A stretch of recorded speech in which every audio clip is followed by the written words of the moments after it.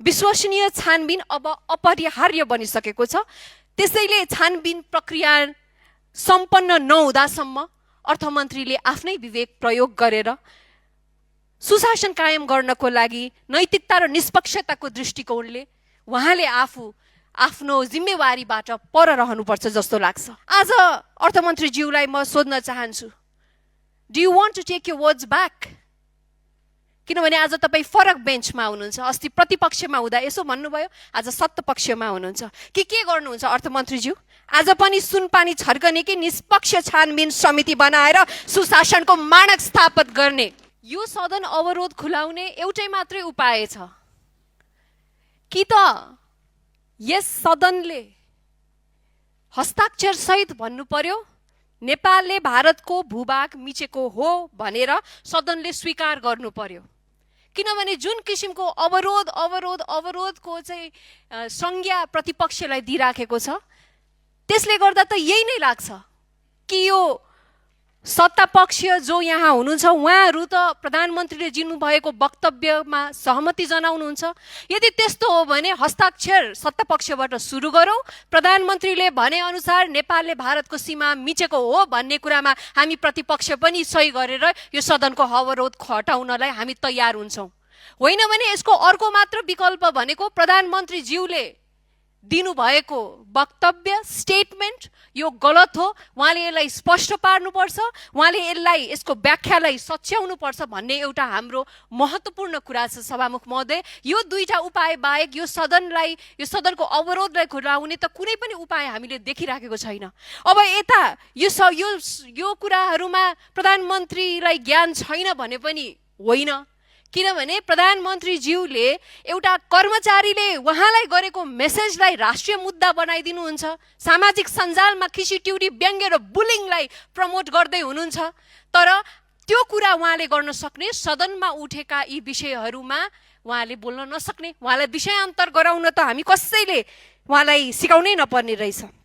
र अर्को कुरा सभामुख महोदय, राजा पृथ्वीनारायण शाह हुँदै विभिन्न योद्धा र सेनाहरूले एकीकरण गरेको यो मुलुक आज गणतन्त्रको प्रधानमन्त्रीको एउटा वक्तव्यले देश विभाजित भइराखेको छ। देशका नागरिकहरू आफ्नै सीमा आफ्नै देशको पक्ष विरुद्ध लागिराखेको छन्। यो सामान्य विषय होइन सभामुख महोदय।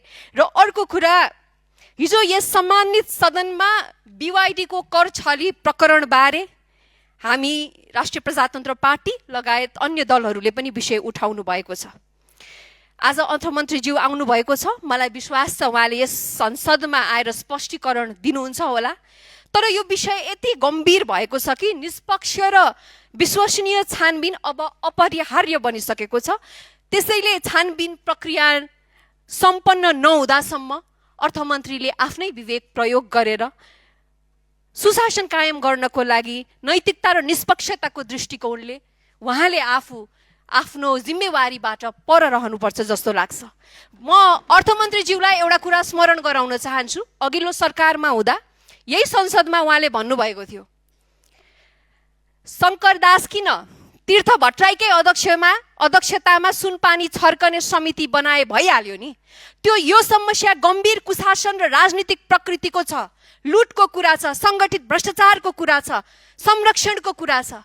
आज अर्थमन्त्रीज्यूलाई म सोध्न चाहन्छु, do you want to take your words back? किनभने आज तपाईँ फरक बेन्चमा हुनुहुन्छ। अस्ति प्रतिपक्षमा हुँदा यसो भन्नुभयो, आज सत्तापक्षमा हुनुहुन्छ। के गर्नुहुन्छ अर्थमन्त्रीज्यू? आज पनि सुनपानी छर्कने कि निष्पक्ष छानबिन समिति बनाएर सुशासनको मानक स्थापित गर्ने? धन्यवाद। अब गाँठो पर्यो, प्रधानमन्त्रीज्यूलाई बोलाएकै गर्ने, उहाँ आउँदिन भन्नुहुन्छ। पक्रेर लिएर बोकेर ल्याउने चलन छैन। सभामुखज्यूले ल आउनुपर्छ भन्दा उहाँ मान्नुहुन्न। जनताले हामीलाई भोलि आफ्नो निर्वाचन क्षेत्रमा जान दिन्छन् जस्तो मलाई लागेको छैन।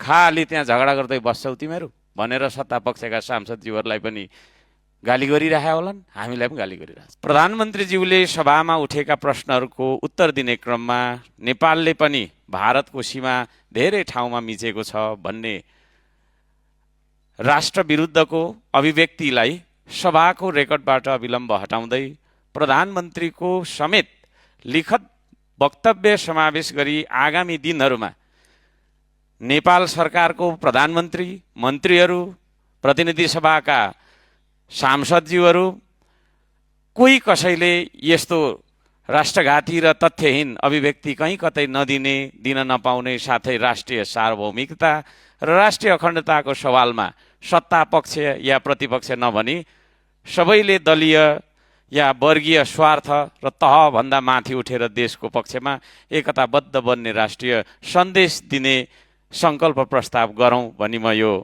निवेदन पेश गर्न चाहन्छु। सभामुखज्यूलाई र सबैजनालाई माया सम्झना। अब यो शैलीमा नबोली समस्या समाधान होला जस्तो लागेन। हामी धेरै नै औपचारिक भयौँ। औपचारिकता निभाउँदै अब यो गाँठो पर्यो होइन, डेडलक भयो, कसरी फुकाउने त? यसमा एउटा जिम्मेवार व्यक्ति म पनि हुँ। अब गाँठो पर्यो, प्रधानमन्त्रीज्यूलाई बोलाएकै गर्ने, उहाँ आउँदिन भन्नुहुन्छ, पक्रेर लिएर बोकेर ल्याउने चलन छैन। सभामुखज्यूले ल आउनुपर्छ भन्दा उहाँ मान्नुहुन्न। कहिलेकाहीँ आउनुहुन्छ, आएर फेरि के बोल्नुहुन्छ हुन्छ, समस्या भयो। त्यसले गर्दाखेरि म आज एउटा सङ्कल्प प्रस्ताव पेश गर्न चाहन्छु। हाम्रो नियमावली, यो अहिलेको 83 सालको नियमावलीको नियम 79(1) को ग लाई टेकेर विषय सङ्कल्प प्रस्ताव पारित गरौँ भन्ने बारेमा सभामुखज्यूलाई म यो पत्र बुझाउन चाहन्छु। सभामुख महोदय, प्रस्तुत विषयमा मिति 2083 2 महिना 17 गते प्रतिनिधि सभाको आकस्मिक बैठक बसिरहेको बेला, त्यो तालिका बाहिरको थियो, त्यसले गर्दा मैले आकस्मिक भने, प्रधानमन्त्रीज्यूले सभामा उठेका प्रश्नहरूको उत्तर दिने क्रममा नेपालले पनि भारतको सीमा धेरै ठाउँमा मिचेको छ भन्ने राष्ट्रविरुद्धको अभिव्यक्तिलाई सभाको रेकर्डबाट अविलम्ब हटाउँदै प्रधानमन्त्रीको समेत लिखित वक्तव्य समावेश गरी आगामी दिनहरूमा नेपाल सरकारको प्रधानमन्त्री, मन्त्रीहरू, प्रतिनिधि सभाका सांसदज्यूहरू कोही कसैले यस्तो राष्ट्रघाती र तथ्यहीन अभिव्यक्ति कहीँ कतै नदिने, दिन नपाउने, साथै राष्ट्रिय सार्वभौमिकता र राष्ट्रिय अखण्डताको सवालमा सत्ता पक्ष या प्रतिपक्ष नभनी सबैले दलीय या वर्गीय स्वार्थ र तहभन्दा माथि उठेर देशको पक्षमा एकताबद्ध बन्ने राष्ट्रिय सन्देश दिने सङ्कल्प प्रस्ताव गरौँ भनी म यो निवेदन पेश गर्न चाहन्छु। र यो प्रस्ताव पारित गरेर हामीले यो गाँठोलाई फुकाउँ। जनताले हामीलाई भोलि आफ्नो निर्वाचन क्षेत्रमा जान दिन्छन् जस्तो मलाई लागेको छैन। खाली त्यहाँ झगडा गर्दै बस्छौ तिमीहरू भनेर सत्ता पक्षका सांसदज्यूहरूलाई पनि गाली गरिरहेका होलान्, हामीलाई पनि गाली गरिरहेछ। त्यसले गर्दाखेरि अब यो जिम्मेवार बन्ने कुरा हो।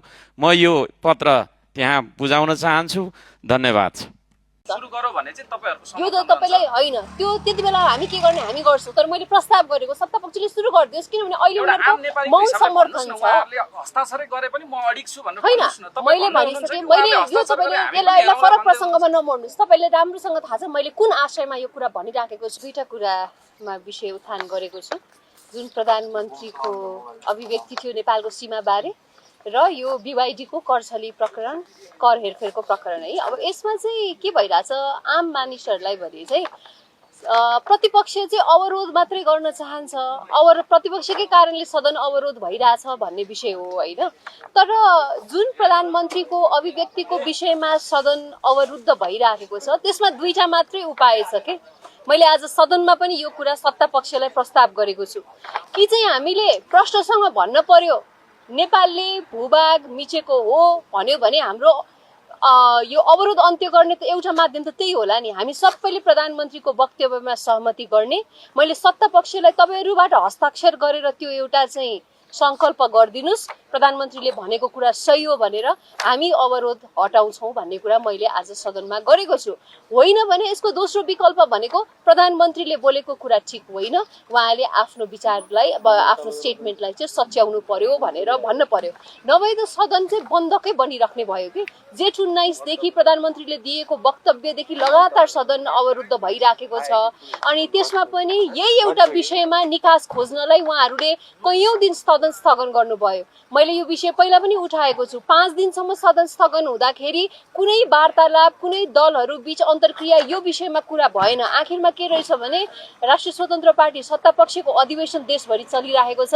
त्यसैलाई सहजीकरण गर्नलाई आजकल एकदम सहजीकरण हिसाबले उहाँहरूले चाहिँ सदन स्थगन गरिदिइराख्नु भएको छ, एकदमै सहज। तर त्यो समयमा के भइरहेछ त? न बहस भएको छ, न छलफल भएको छ। अस्तिको दिनबाट प्रारम्भ भयो तर त्यसले कुनै पनि निचोड दिएको छैन। हाम्रो कुरा यति मात्रै हो कि प्रधानमन्त्रीज्यूले एउटा स्टेटमेन्ट जारी गर्दै भयो नि त, पत्र जारी गर्दै भयो हैन। उहाँले चाहिँ यो भन्न मेरो आशय थिएन, वास्तविकता यो भनिदिनु भयो भने त सक्यो। यो त पृथ्वीनारायण शाहले एकीकरण गरेको यो मुलुक कतियौं राजाहरू, योद्धाहरू, सेनाहरूको कारणले यो मुलुक एउटा एकताको सूत्रमा बाँधिएको थियो। आज गणतन्त्रको प्रधानमन्त्रीले देशलाई विभाजित गरिदिनु भयो, त्यो पनि केमा? देशको सीमाको विषयमा। हामीलाई देशको सीमा भनेपछि कति महत्त्वपूर्ण थियो भन्नुहोस् न हाम्रो लागि। हाम्रो राष्ट्रियता, हाम्रो स्वाभिमान नै देशसँग जोडिएको थियो, यो माटोसँग जोडिएको। तर आज एउटा प्रधानमन्त्रीको वक्तव्यले देशलाई नै विभाजित गरिदियो। त्यसैले गर्दाखेरि पनि यो चाहिँ एउटा अवरोधको विषय होइन।